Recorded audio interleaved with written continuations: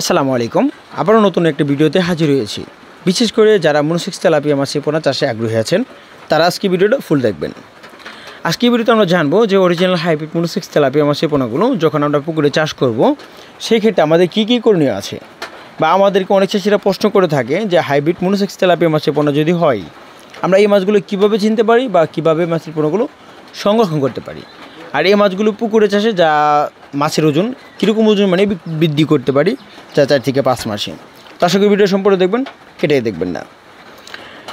Original hybrid monosex tilapia মাছের পোনা যদি গায়ের রং হয়, এরকম মাছগুলো দেখতে পাচ্ছেন মাছের লেজ কান্তা বাদামি বর্ণের হয়ে থাকবে। বিশেষ করে মাছগুলো দেখতে পাচ্ছেন আপনারা স্ক্রিনে, মাছের রঙগুলো খুবই কালস টাইপের থাকবে, লেজ কান্তা বাদামি বর্ণের থাকবে। এগুলো আপনাদেরকে আগে চিনতে হবে। আর হাইব্রিড মনোসেক্স তেলাপিয়া মাছের পোনা যা হারভেস্ট করা যায়, যেরকম বাজারে বিক্রি করা যায়, যা 5 মাসে অথবা 6 থেকে 7 মাসের ভিতরে এই মাছগুলো বিক্রি করা যায়। যদি আপনারা আরও ছোটো ছাড়েন, যেমন কেজিতে 5 থেকে 6,000 লাইনের, ওই মাছগুলো একটু সময় লাগে। আর দেখা যাচ্ছে যখন আরও বড়ো ছাড়বেন সেই ক্ষেত্রে সময়টা কম লাগে। এ হলো তাই অরিজিনাল হাইব্রিড মনোসেক্স তেলাপিয়া মাছ যা চাষ করা যায়।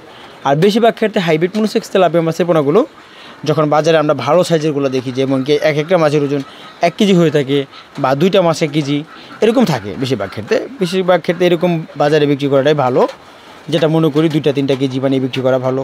যখন বেশি বড় করবেন তখন খাদ্যর পরিমাণ আরও বেশি লাগে, সেক্ষেত্রে একটা চাষির লস হতে পারে, ওই দিক দিয়ে একটা চাষির দেখতে হবে।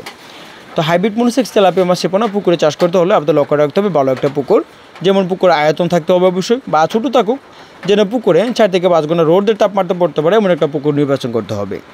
তো মনোসেক্স তেলাপিয়া মাছের পোনা একক চাষ করা যায় প্রতি শতাংশে 250 থেকে 300 পিস বা তার থেকে বেশিও চাষ করতে পারেন।